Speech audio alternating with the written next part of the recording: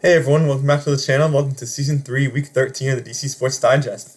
Not as busy as last week, which was include a lot of craziness, but still much to talk about this week. So without further ado, let's just get started.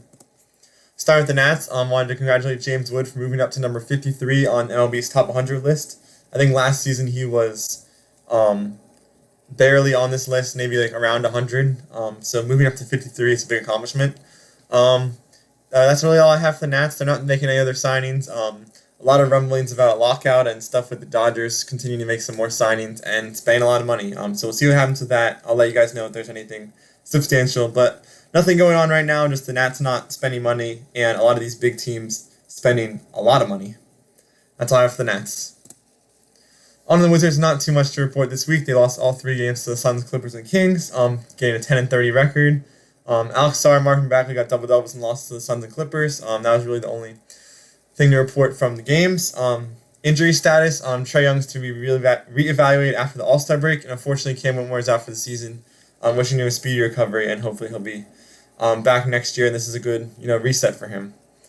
So yeah, especially not really with Whitmore as much because he had an issue already, but for Trae Young, this is almost like a tanking type move. Obviously, it makes sense to reevaluate after the All-Star break. I assume he'll come back after that. That will be in, I don't know, end of February or something. That will be, I think, plenty of time for him to recover. But definitely kind of looks like we're starting to tank a bit. We were like, there are like 3 or 4 teams behind us in the record. Now that's close to none. So it's going to be a close battle to see who gets that top pick, which is one we'll hopefully be in the final year of fighting for a long time. But coming to this week, we have 2 games versus the Nuggets and a game versus the Clippers. That's all I have for the Wizards. On to the Cats, they did beat the Canadians, but lost to the Predators and Sharks, getting them to 54 points.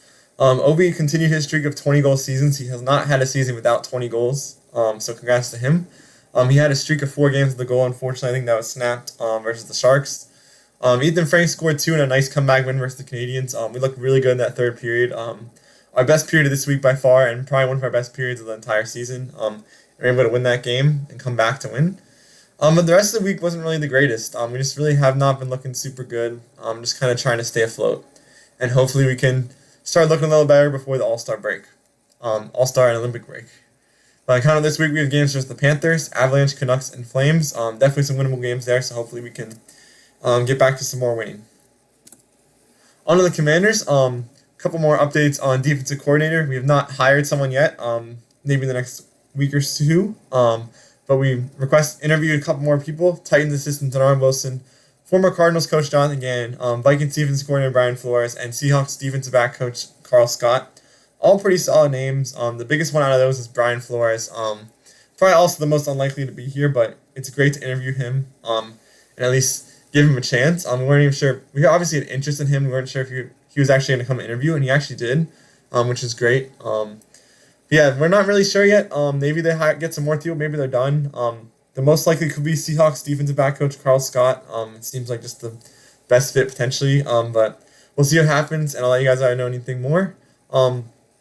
We hired Falcons assistant DJ Williams for the QB coach position.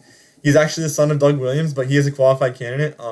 He was an assistant. I think he was a QB coach for the Falcons, so he has experience. Doug Williams didn't even know about it until they requested an interview him, I'm pretty sure. We also hired Danny Etling as our assistant QB's coach. We also had our first stadium renderings released. Here's 2 pictures from the stadium. You can look up some more. But it looks really good. It's had some positive feedback so far. And yeah, they're going to get to work soon starting to build it, I think. So these look really exciting, and I'm excited to see what it's going to eventually look like as the finished product, because this is just the first rough draft. So I'm excited to see the finished product.